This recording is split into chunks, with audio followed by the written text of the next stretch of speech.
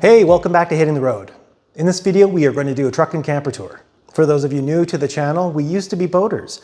Many years ago, we got into sailing. We had a couple sailboats that we used to explore the coastal waters of British Columbia with and absolutely loved it. But due to changes in life, we've made the transition to the land life, to be landlubbers. So we picked up a truck and camper that will fit our new lifestyle, and they're going to use that to explore the Pacific Northwest, down the coast, and who knows. So tag along. So I will be doing the exterior tour of the camper and the truck. My role is exterior logistics, more of the blue job. So I take care of all the day-to-day stuff with getting the camper ready, maintaining the truck, anything to do with usually mechanical, electrical, plumbing, kind of falls on my shoulders. And then Peggy does interior logistics, so she takes care of everything inside the camper, planning of the trip, organizing, scheduling, and all those items. So we split those duties and it works very well for us. So we chose the truck and camper setup to be a little bit more nimble and allow us some more options for where we could go explore. Having the four-wheel drive and the diesel pickup has lots of power. The truck and camper actually came as a combo, which was fantastic, with the Bigfoot. That's a Canadian product made in British Columbia. It's a two-piece fiberglass design with just one seam that runs the perimeter. Now that cuts down on a lot of points for water ingress, which is fantastic. Campers and trailers and RVs that's the root of all evil, is water for sure. So that will help us out. And yeah, we just really want to get out there. We want to do some backwoods camping, some dispersed, more remote locations, road trips. And I think this is the rig for us. So far, so good. Starting on the driver's side, we have the hot water heater. This is a 6-gallon or 23-liter capacity tank, propane only. I believe it's an Atwood product. Pretty standard. Here we have the freshwater fill for the water tank on board, which is 38 gallons or 147 liter.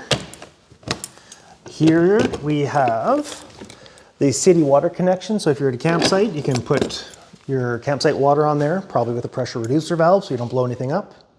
Moving along, we have the vent for the furnace, just for the exhaust gas. We have our 30 amp 120 volt shore power cord. I think it's 12 to 15 feet long, which has been suitable so far for when we're on serviced campsites. We have our outdoor shower with hot and cold pressurized water. We have the sewer hose storage area. I don't know if anyone else has a Bigfoot, but this is ridiculous. The depth of it can't be more than 18 inches long. So even with the extending hose, I don't know what kind of situation you would be in where it was practical. So I purchased a longer aftermarket hose storage on the other side, and it works fantastic. Moving to the back of the camper, we have a small access door here for the gray and black dump valves. Exciting stuff. Access to inside the camper.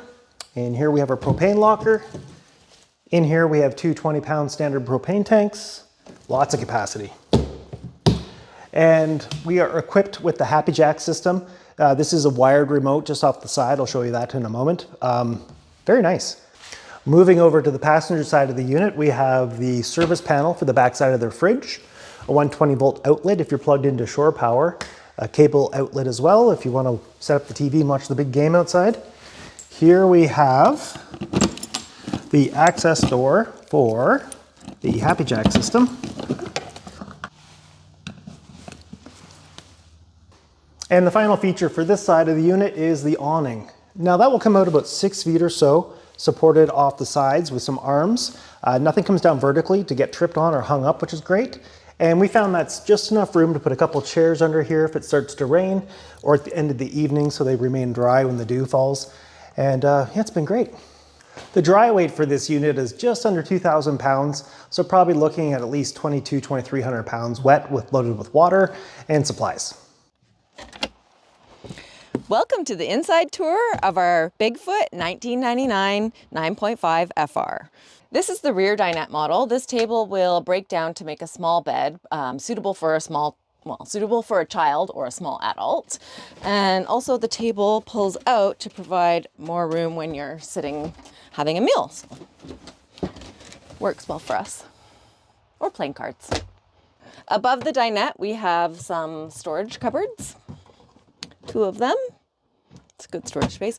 I would say with this model, storage is lacking a little bit, but I say that about everything. So, I mean, take it what you will. There's also some additional storage below the table, a little cubby, and then this also pops out.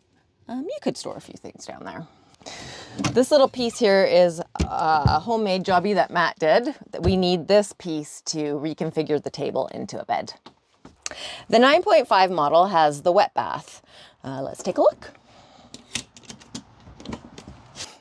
The bathroom has all the necessities, but it is a bit tight and it lacks in storage. But we've got, your standard RV toilet, sink, shower, which we've never used, but you have the ability to have a shower with a little seat and a very small mirror with with a storage area.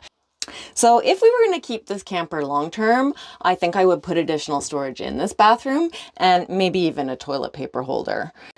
However, if you've been following us for a while, you know that when we hit 1,000 subscribers, we plan to upgrade our camper. So you can help us out by hitting that subscribe button and following along. I think we're at 700. This camper has the Atwood propane 12,000 BTU heater. If you watched our previous video, you know we were out camping in a snowstorm and it did a fine job keeping us warm. In the kitchen area, we have a double sink. It has a removable cutting board that allows you to have a little extra counter space. Moving over, we have our propane 3-burner cooktop with oven, which is really great and works really well. If you watched our pizza video, you will have seen it in action. The camper has a decent amount of storage in the kitchen. So for your pots, pans, bowls, dishes. Up here we keep some of our pantry items. Has a couple of drawers for cutlery. And then behind this cupboard is where we keep our battery. And the hood fan contains the levels for our holding tanks, our fresh water, and our battery, as well as the control for our water pump. And then there is the light and the hood fan. Over here, we have the control for our propane water heater. Moving to the other side, we have a cupboard for hanging coats and things like that, just more storage, and the junk drawer. We have a good sized fridge and freezer powered by 120 volt or propane. So you can see there's lots of room to fill it up with all of your camping necessities. And I love the size of the freezer. Up here we have our Max Air reversible fan with speed control. It works great. Ow. I hurt myself. Up here we have our full-size queen with a very comfortable mattress. We have the vent and escape hatch above us, which is wonderful for airflow and looking outside at the stars at night. And then the side windows that also open. However, I have no idea what the plan for storage was up here. They've got these tiny little compartments with Velcro panels on top. And I mean, you can basically fit nothing in here. Very inconvenient. So again, if we were going to keep this camper, I think we would be, coming up with another plan for storage up here, because I think there's potential, but yeah, this is really not a good system. Yeah, and we have some little reading lamps up here that are very convenient, and also outlets on both sides. That concludes the tour of the inside of our camper. Next, Matt will show you our truck. Don't forget to like, subscribe, and comment. For the truck, we have a 2013 Dodge Ram 2500 SLT with a 6.7 liter Cummins. Our truck is set up with the 8-foot box and a single rear wheel. The 2013 Ram 2500 has the 4th generation Cummins 6.7 inline 6 with 350 horsepower and about 850 foot-pounds of torque. It is paired with the 68 RFE 6-speed automatic transmission. Arguably not the most impressive transmission. Under extreme towing and hauling, it can fail, But for our application, I think we're A-okay.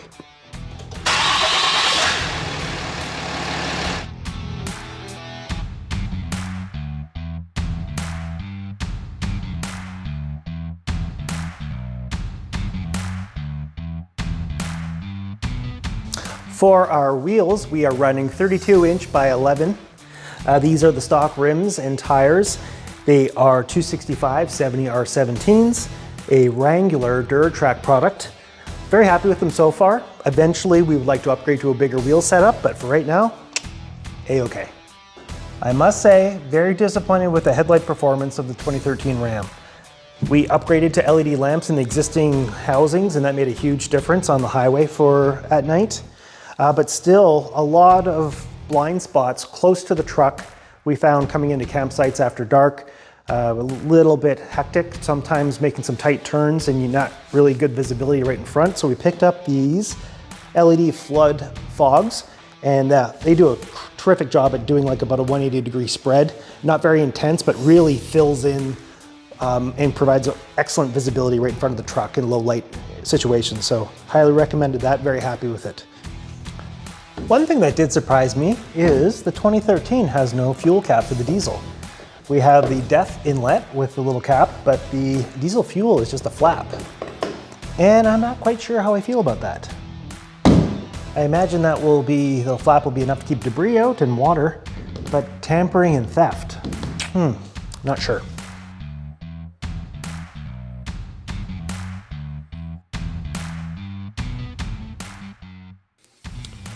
We have the classic junk drawer.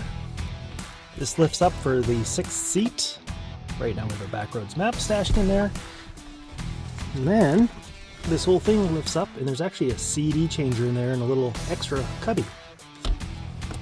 You may have noticed I also have a emergency vehicle PA system with squelch and sirens because I am a total child. The back seat has lots of creature comforts. For our back seat passenger princesses, there is an armrest with drink holders. These seats fold up very simply.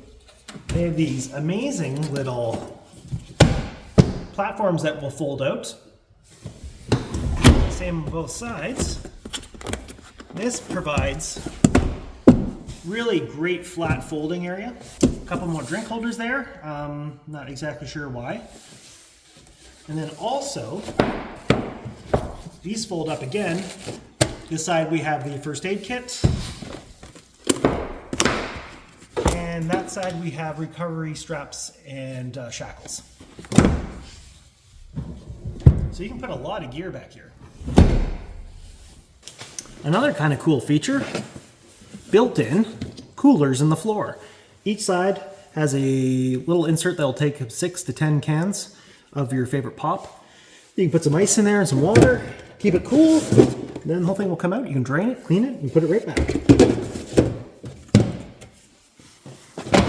Put it under the floor mat and no one is to the wiser.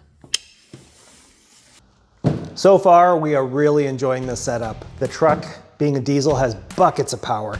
It drives buttery smooth with the camper loaded in the back. It's very comfortable. The highway speeds, no sweat, accelerating uphill, not a problem whatsoever.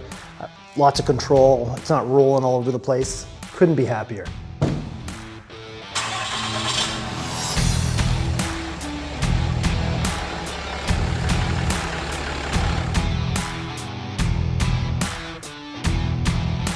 Hey, thanks for watching. Please subscribe, leave a comment, and hit the like button.